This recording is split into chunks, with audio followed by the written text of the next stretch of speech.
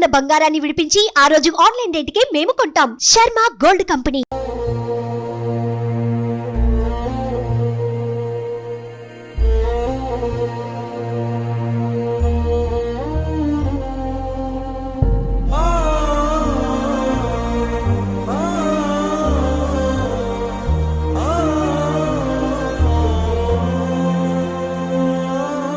విజయవాడ అజిత్ సింగ్ నగర్లో మధురసా హై స్కూల్లో నిన్న సాయంత్రం ఫుడ్ పాయిజన్ అయ్యి ఒక 10 మంది పిల్లలైతే హాస్పిటల్ పాలవడం జరిగింది. అందులో ఒక 15 సంవత్సరాల పాప ఫుడ్ పాయిజన్ అయ్యి ప్రాణాలు కోల్పోయిన పరిస్థితి విజయవాడలో కనిపిస్తూ ఉంది. వాళ్ళ పేరెంట్స్ కానివ్వండి, ఫ్యామిలీ మెంబర్స్ కానివ్వండి, వాళ్ళ వాదన ఎలా ఉందంటే గత 10 రోజుల క్రితం కూడా మేము వచ్చాము, పాపని చూడడానికి వీల్లేదని స్కూల్ యాజమాన్యం చెప్పడము మాకు అనుమానాలకి తావిస్తోంది అని అంటున్నారు. మిగిలిన 9 మంది కూడా అస్వస్థతకు గురైనప్పుడు హాస్పిటల్ పాలైనప్పుడు వాళ్ళ పరిస్థితి ఎలా ఉంది, వాళ్ళు ఏ హాస్పిటల్లో ఉన్నారనే సమాచారం కూడా అందించాలి కదా. వాళ్ళకి ఎలాంటి ప్రాబ్లం లేదు, అసలు ఫుడ్ పాయిజనే కాలేదు, వాళ్ళందరూ సురక్షితంగా ఉన్నారు, వాళ్ళకి ఎలాంటి ప్రాబ్లం లేకపోయినా కావాలని హాస్పిటల్కి తీసుకురావడం జరిగింది అని అయితే వాళ్ళ ఫ్యామిలీ మెంబర్స్ చెప్తూ ఉన్నారు. నిన్న సాయంత్రం ఫుడ్ పాయిజన్ అయినప్పుడు పాప చనిపోయింది అని డాక్టర్లు 15 గంటలు అయ్యింది పాప చనిపోయి అని ఎందుకు చెప్తారు అని కూడా వాళ్ళ ఫ్యామిలీ మెంబర్స్ అంటూ ఉన్నారు. ప్రస్తుతం వాళ్ళ అమ్మగారు ఉన్నారు ఇక్కడ, వాళ్ళు గుడివాడ చుట్టుప్రక్కల ప్రాంతాల్లో వాళ్ళు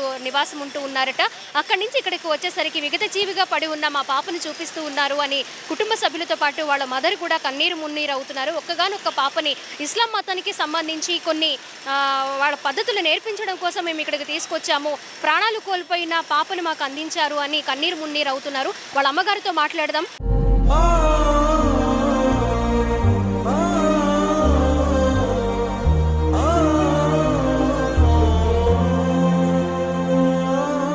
మొన్న 1st తారీఖు వెళ్ళానండి పాప దగ్గరికి.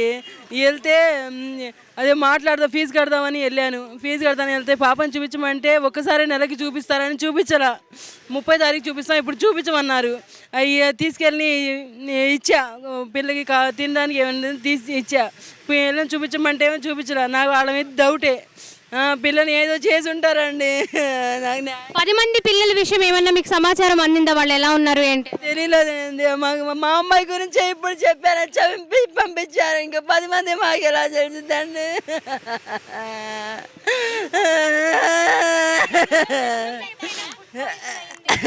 లేదండి లేదండి, ఎప్పుడు చెప్పరా, ఏం చెప్పరా నాకు అసలు. పొద్దున ఒంట్లో బాగాలేదమ్మా హాస్పిటల్ తీసుకొస్తున్నామని చెప్పారు. ఇంకా అంతే, పిల్లకి ఒంట్లో బాగాలేదేమోనని వచ్చాం, కానీ ఇలా చేస్తారని నాకు తెలియదమ్మా. ఏం లేవండి, మా పిల్లలు అసలు చాలా పుష్టిగా ఉంటారండి, జ్వరం కూడా సరిగ్గా రాదు వాళ్ళకి. ఏమోనండి తెలియదు మరి, నాకు మాత్రం ఏం తెలుసు, వాళ్ళ మీద నాకు డౌటే. ఏం చేశారో, పిల్ల కూడా చాలా బాగా చదివిద్ది, అసలు నా పిల్లని ఇలా అప్పగిచ్చారు దరిద్రమ్మ.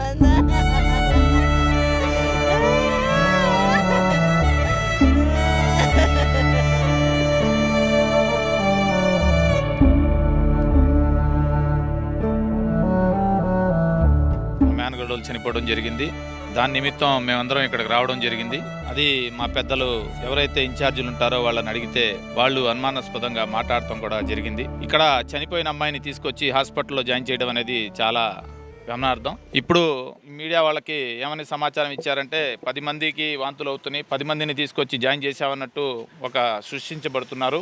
ఈ కేసుని తప్పుదోవ పట్టించే దిశగా ముందుకెళ్తున్నారు. అలా కాదు, మేము ఇక్కడ ఏదైతే మా అమ్మాయి చనిపోయిందో మేము హడావుడి చేశామో దానికి మన సింగనార్ సిఏ గారు వెంటనే ఆ మద్రసాకి వెళ్ళి ఎవరెవరికి ఎలా ఉందో కనుక్కొని ఎవరికైనా చిన్న అనుమానంగా ఉంటే వాళ్ళని తీసుకొచ్చి హాస్పిటల్లో చూపించడం జరిగింది. హాస్పిటల్లో డాక్టర్ గారు చూసి వీళ్ళందరూ బాగానే ఉన్నారు, వీళ్ళని తీసుకెళ్ళిపోండి అని చెప్పడం జరిగింది. అలాగే ఏదైతే అమ్మాయి చనిపోయిందో ఆ చనిపోయిన అమ్మాయిని కూడా కారులో తీసుకొచ్చి ఆ ఎవరైతే మేనేజ్మెంట్ ఉంటారో ఆ మేనేజ్మెంట్ భార్య వాళ్ళ కూతురు వీళ్ళు తీసుకొచ్చి చనిపోయిన అమ్మాయిని హాస్పిటల్లో జాయిన్ చేశారు. ఇది మాకు కొద్దిగా అనుమానంగా ఉండి మేము ఏసీపీ గారు కూడా తెలియపరచడం జరిగింది. తెలియపరిచి ప్రతి ఒక్కటి కూడా మాకు క్షుణ్ణంగా పరిశీలన చేసి న్యాయం చేకూర్చాలని చెప్తున్నాం. ఈ కేసుని తప్పుదోవ పట్టిస్తే ఇది చాలా దిశగా వెళ్ళిద్దని చెప్పి మేము భావిస్తున్నాం. ఎందుకంటే ఈరోజు ప్రతి ఒక్క సాట కూడా అనేక రకమైనవి జరుగుతూ ఉంటాయి. ఎందుకంటే బాలికలకు రక్షణ లేదని చెప్పి మేము బయట ఎక్కడన్నా చదివిస్తే రక్షణ లేదని చెప్పి మా మద్రసాలో చదివించడం జరుగుతుంది. మద్రసాలో చదివించడానికి కారణం ఏంటంటే మా యొక్క ఇస్లామీ యొక్క ధర్మం ఏదైతే ఉందో ఆ పద్ధతి నేర్చుకుంటాకి మేము ఆడపిల్లల్ని పంపిస్తున్నాం. వాళ్ళు శవాలై తిరిగి వస్తూ ఉంటే మాకు చాలా బాధాకరంగా ఉంది. ఈ బాధాకరాన్ని మేము ఏసీబీ గారికి కూడా తెలియపరిచాం. దీన్ని క్షుణ్ణంగా పరిశీలించండి, ఈ కేసుని మాకు దర్యాప్తు చేయండి, మాకు చాలా అనుమానాలు ఉన్నాయి దీంట్లో అని చెప్పాం. ఈ అనుమానాన్ని పరిశీలించి ఆయన చెప్తానని మాకు తెలియపరిచారు. సో చూడొచ్చు, 15 సంవత్సరాల చరిష్మాని కావాలనే ఏదో చేసి ఫుడ్ పాయిజన్గా దీన్ని చిత్రీకరిస్తున్నారని వాళ్ళ తల్లి ఆవేదన చూస్తుంటేనే అర్థమవుతుంది.